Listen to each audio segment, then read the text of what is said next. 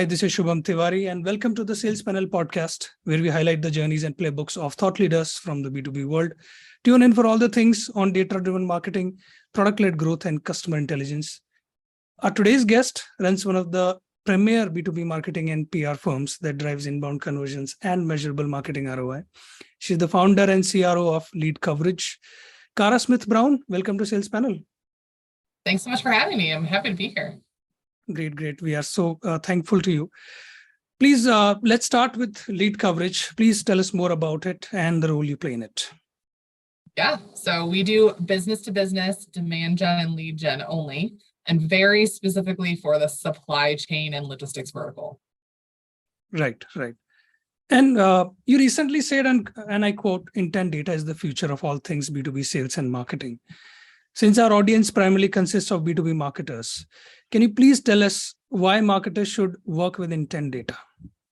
Yes, I love intent data. I think intent data is the future of all things B2B marketing.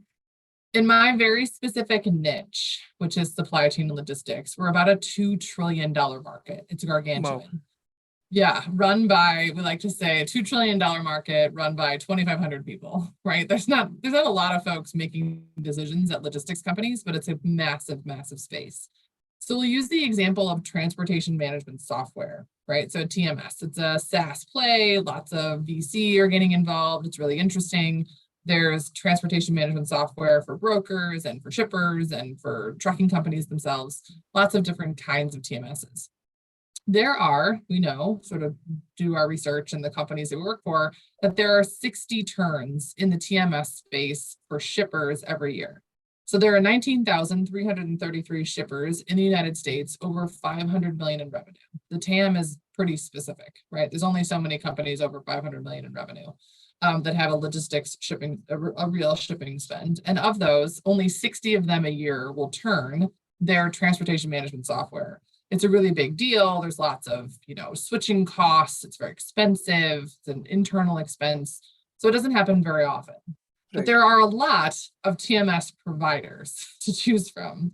So how do you, as a TMS provider, become one of the 2 to 3 that the clients are going to choose from when it's time for them to switch their TMS, right? It's all about intent data.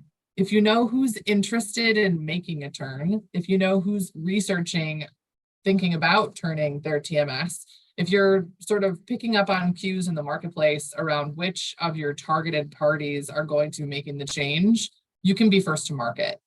And intent data does all those things, right? So whether you're using primary intent, which is what lives on your website, secondary, which is sort of programmatic media buying, or tertiary, like a sixth sense or demand base, if you have the buying signals of who's making those turns for the year, you can win against someone who doesn't have that data. Right. Now, coming to a trend that's getting a lot of momentum these days, and to quote you, PLG works by positioning your product as the primary driver of customer acquisition, activation, satisfaction, retention, and scalable expansion, which is great unless you don't have a product.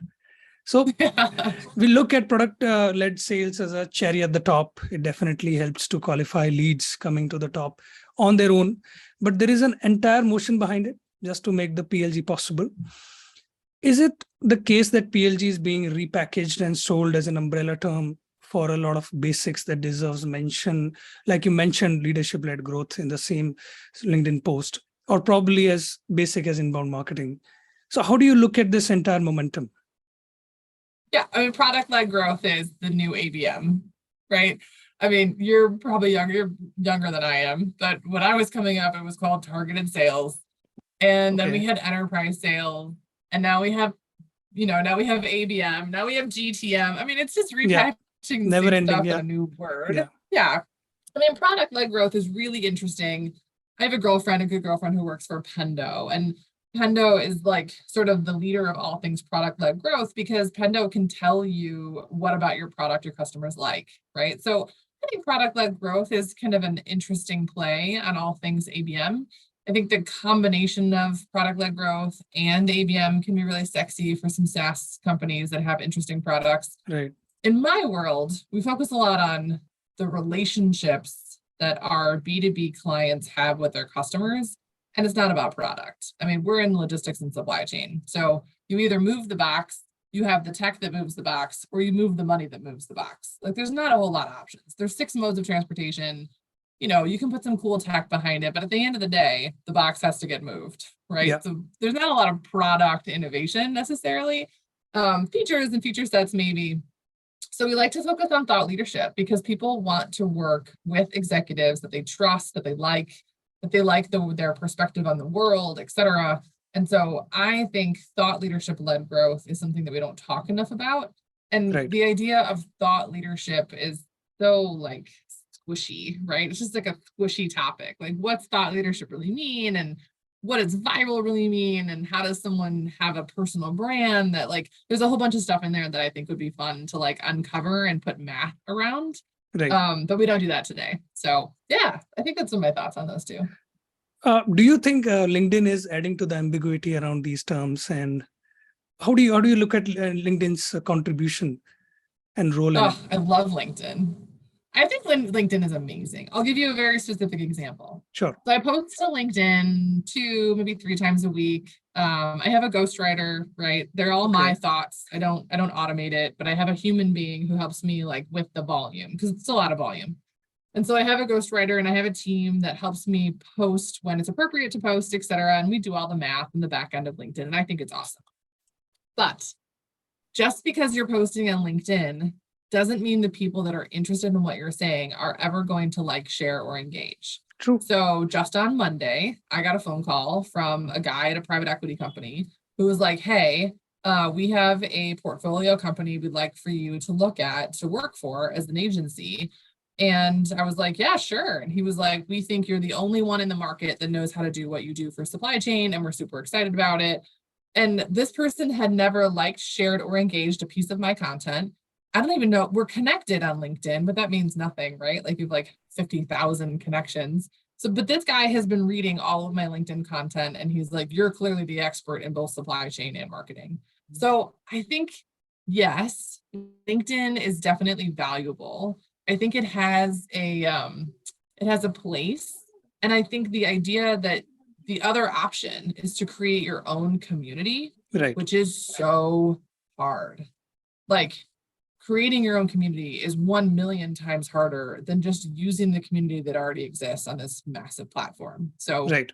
if given an option of like using the platform that exists and sort of exploiting it to work for me versus creating my own, I'm going to use the tech that's already built, right? Right. So I'm glad you talked about community. So we have a question related to that. So let's pick that one up. So you have co-founded Close Her, the community. Yeah. So we at Salespanel are also, in the initial phases of creating a community of B2B marketers.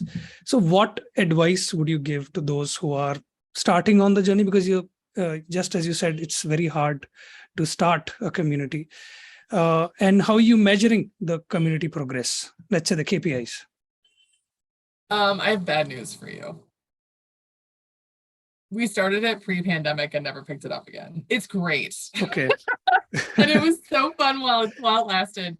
It was, I guess my one piece of feedback was, and it went, we have an email list of almost 1,000 women. Like it went gangbusters, right? I think my one piece of feedback on communities, just because we started and stopped one, is that they're super hard to continue.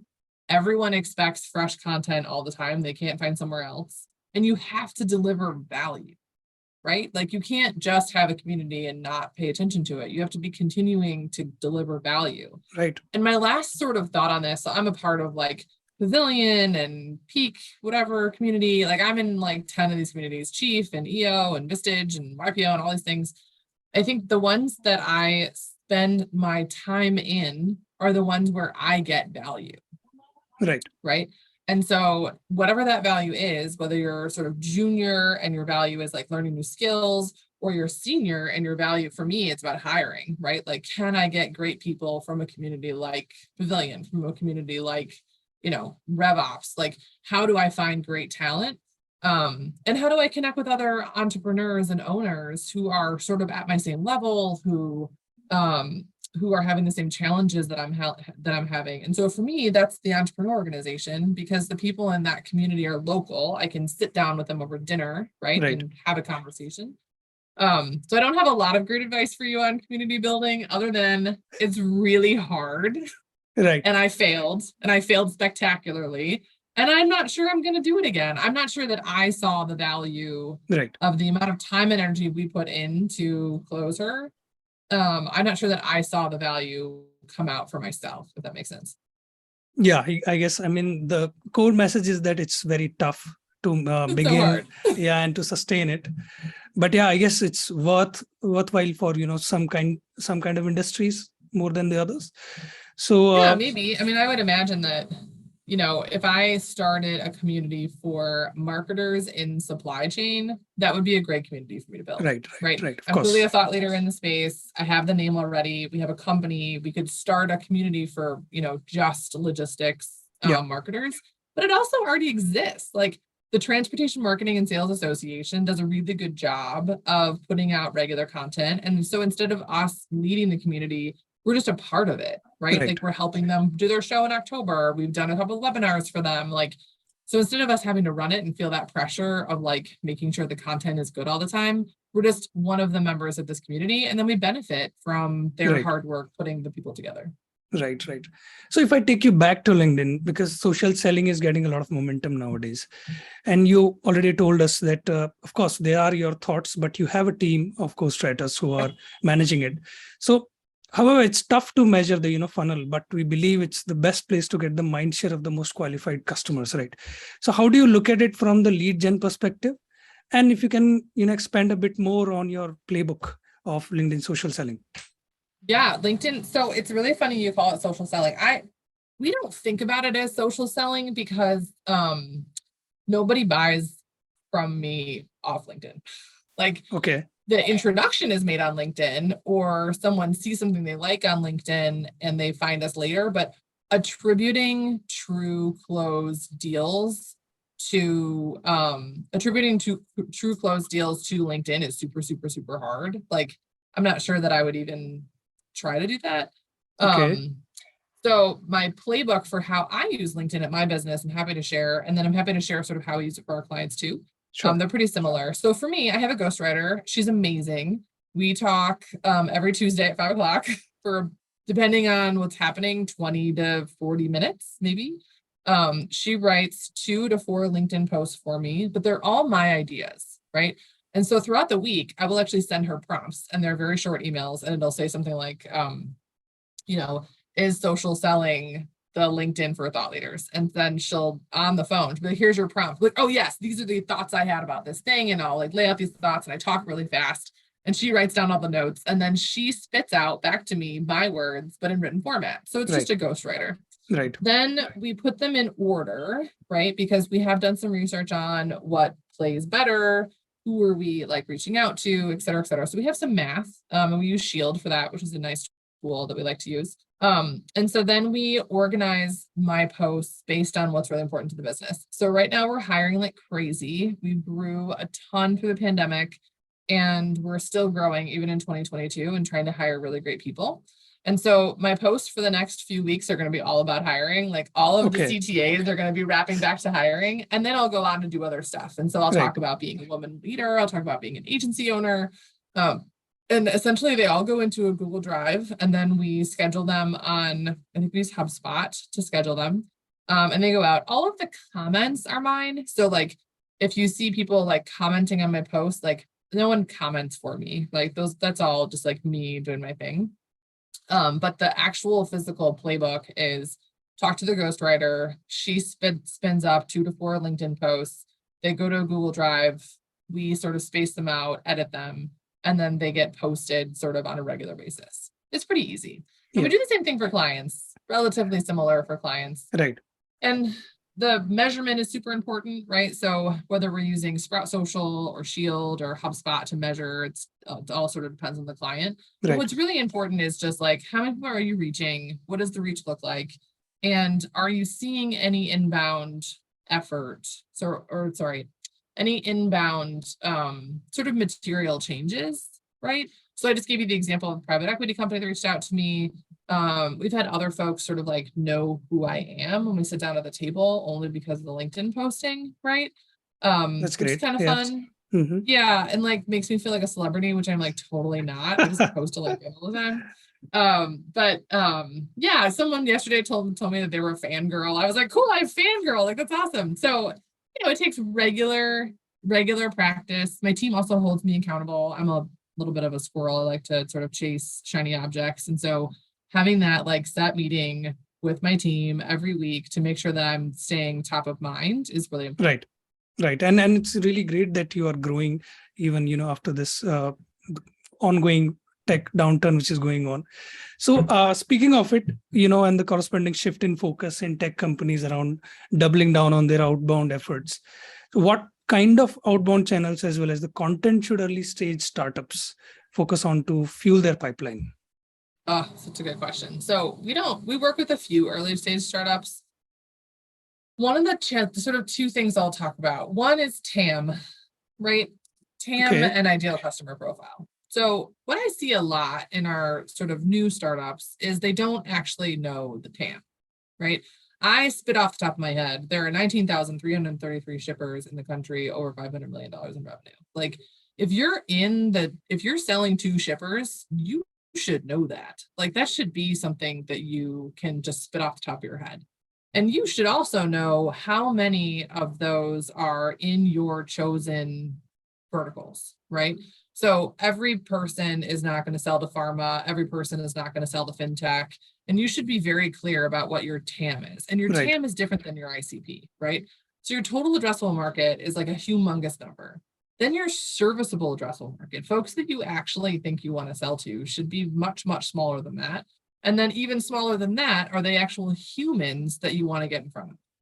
And I think most of the time we see issues in clients that are smaller, and not even VC-backed startups, just like smaller people, smaller clients, is they haven't taken a really hard look at what are the records that they own, right? So Yep. Who is in your HubSpot today? Who is in your Salesforce? Are they legitimate? Do I need to clean them up? A lot of the time that we start with clients, we spend just like, you don't even own this TAM. Like, get yourself a sales intel account, right? Like start to figure out who in that list you should be acquiring. Get sales intel to do some research for you. Like it's all out there. It's all possible. We all have digital footprints now. So it's not like there are people hiding under rocks that you have to like go knock on a door. Like everyone's digital, right? Of course. Yeah. So that's the first problem I see. That's number one. The second problem I see is tactically, email is not dead. Email is very much alive. And using email effectively, specifically cold email effectively, is really hard for a lot of people. But there's this wicked new tool called Lavender. It's trylavender.com that will literally write your emails for you. Like Will and Will do an amazing job. They are the cold email experts. They'll give you counsel. They'll give you like advice. If you follow Will Allred on LinkedIn, like he'll give you all of the secrets. It's just putting that work to use inside your email marketing engine, right? So understanding the TAM, pulling the correct ICP, and then sending them cold email that like actually works. One of the things that I always think is funny is everybody wants to get in front of the CEO. Yeah. Right. But like, especially at enterprise, the CEO is not doing their own diligence, right? Like I don't do my own diligence anymore, right? I'm like, hey team, go figure out what we should be doing for, I don't know, cold email, right? Like go give me the top 2 tools that are out there for cold email. And someone on my team is going to bring me back a solution. And I think a lot of sellers, especially in the SaaS space, especially the sort of new exciting startups, think that every CEO in their TAM just can't wait to make their software part of their tech stack. And frankly, the CEO doesn't care. He doesn't care. She doesn't care. Yeah, like she doesn't give a shit. She doesn't care, right? Like I don't care how the sausage gets made as long as the sausage gets made and it gets sold for a price that makes me a margin, right? Yeah. So how do you number one, target the appropriate ICP? And like spoiler alert, it's probably not a C-suite human, right? Eventually, you will probably have to get in front of the C-suite. But if you are taken into the C-suite by a champion, you have a much better chance of closing that deal. And this goes back to the beginning of our conversation, which goes all the way back to my early days in freight brokerage of like targeted selling, right? Like, Yeah. so to your early question of like, is it different? It's not different. It's not different, right? Like it's all the same thing. But what I think is so cool about intent data and tools like Lavender and tools like Sales Intel, tools like HubSpot, like what you can do with a tech stack of like 4 or 5 tools, if you really know how to put them to use, a really strong seller, right, with a really strong sort of demand gen human can crush it. You don't need this like over bloated gargantuan, like, you know, nobody needs a $200,000 website these days. You just don't. No one is spending time on your $200,000 website. They're going to see your executives on LinkedIn. They're going to understand who you are. They're going to choose what box they put you in, and they're going to decide whether or not you're someone they want to talk to. So I think I've been rambling a little bit, but I hope I've been helpful on like the things. If I were starting a startup tomorrow, those are the things I would do. Identify and buy the TAM, understand the actual ICP, who's going to take me into the C-suite, and then send them cold email that's meaningful for them. We are very thankful that you are speaking some hard truths. So yeah. So now speaking about lead generation, how do metrics and measurements make or break lead generation efforts? And what is your view on the current state of analytics, especially in the context of the incoming changes to the Google Analytics, as you might know? Yeah. Yeah, analytics. I'm going to answer the first question. So we have a very simple model for measurement. It is volume, velocity, and value. And my brain works in a funnel. Like it's just everything turns into a funnel. I have a funny story that I share with women when I talk to women groups about finding your husband. Okay. Right? Like in high school, the funnel is really big, and then in college, it gets a little smaller, and then you get in your 20s, and the funnel gets a little tighter, and then all of a sudden, you're like at the bottom of the funnel. You're like, "Is this the one? Is this the one?" Right? There's a great story about how I got my husband to marry me. And so I think everything's a funnel. Yeah. Recruiting's a funnel, right? Marketing's a funnel. Sales is a funnel. What I'm going to eat for dinner is a funnel. Like everything's a funnel.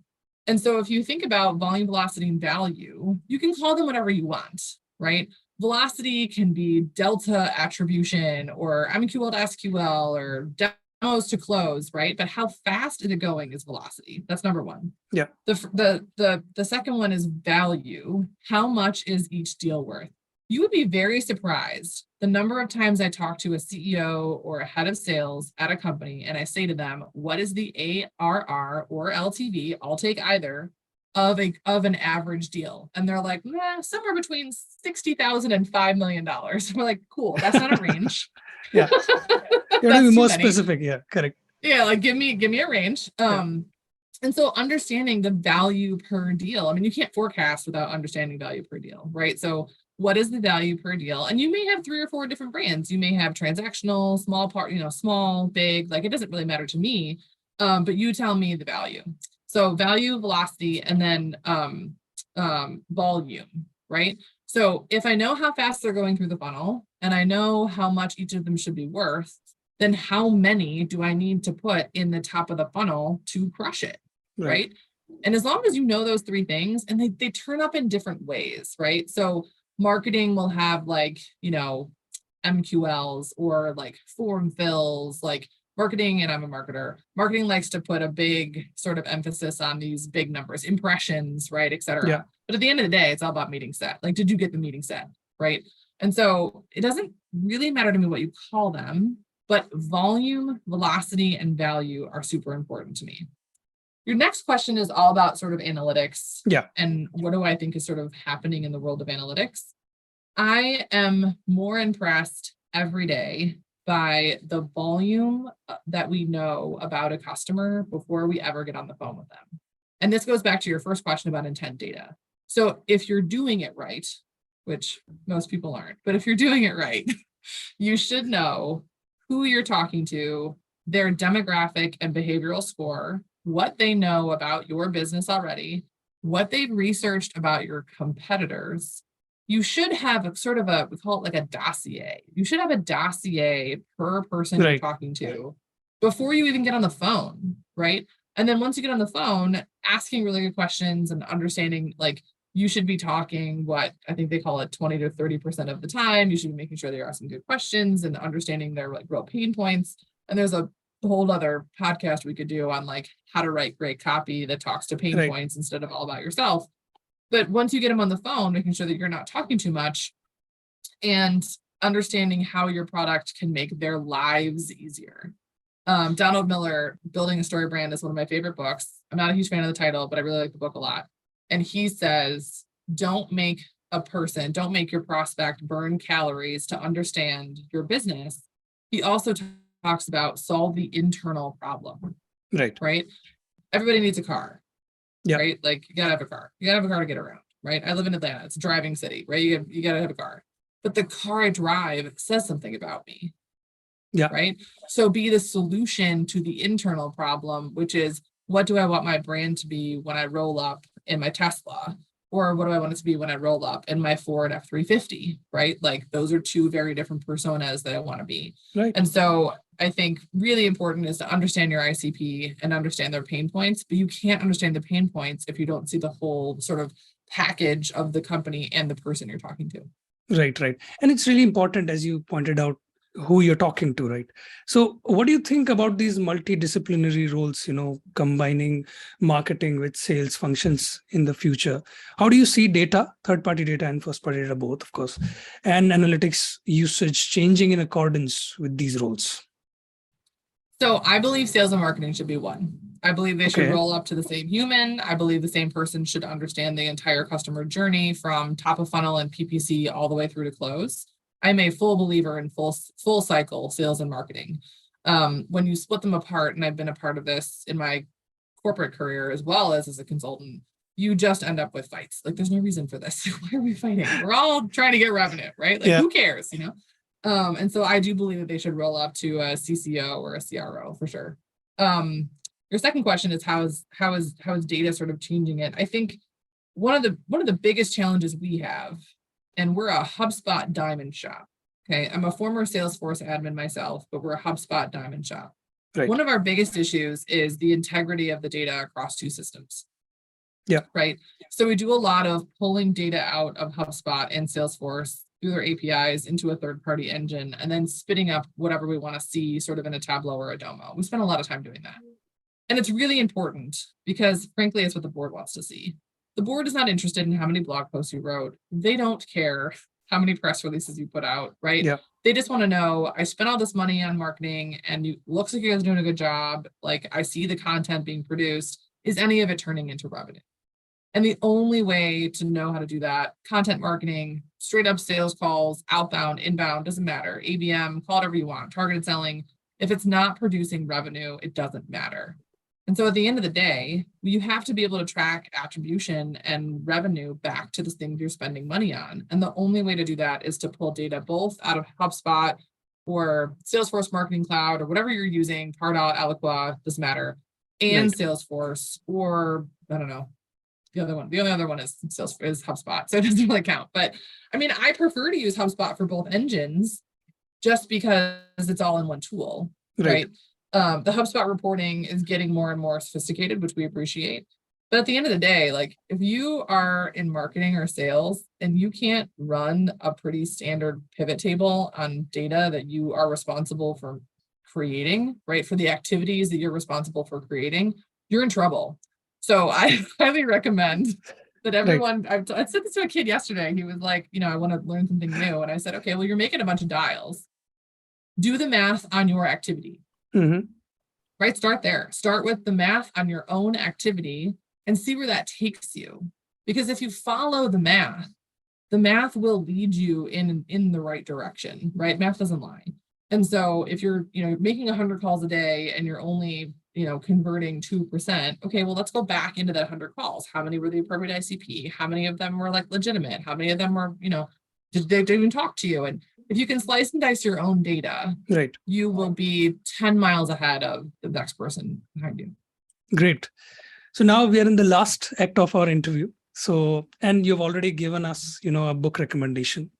So these are, a couple of rituals that we make our guests go through. So I'm going to, ask you again, as a multi-faceted B2B lead gen and demand gen advisor, what books, communities, or resources would you suggest to our audience? Yes, I think Donald Miller StoryBrand is great. We also really appreciate Aaron Ross's. He's got 2 books that I really like. There's sort of a primer and then a number 2. So the second one is From Impossible to Inevitable, which I like a lot. Oh man, there's so many good ones. There's like, I really like Sangram's Move. It's all about go to market. And what I really like about that one is there's an actual scorecard in the back of the book that I like legitimately borrowed, which I think was his intent, which is great. And so it shows like, what do you show an executive? What do you show a mid-market, a sort of a middle manager? And what do you show sort of the low, you know, the frontline folks, which I really appreciate. And he makes it really easy to read. He also wrote ABM as B2B. So those are probably my 3 authors that I sort of pay attention to. There's probably better ones out there and new stuff coming out all the time. So maybe I'll write one too. Who knows? Yeah, we are looking forward to that. So would you like to nominate anyone for our show? Say it again. Would you like to nominate anyone for our show? Ooh, nominate someone for your show. I'm going to have to think about that. Sure, but I'll have to think about who I want to send your way. Please take your time. Cara Brown, thank you so much for your time. You were very open with your opening up with your playbooks and your thoughts. Thank you. Happy to help. This is Salespanel podcast. Keep watching this space and to meet and learn from B2B marketers from all over the world. Thank you.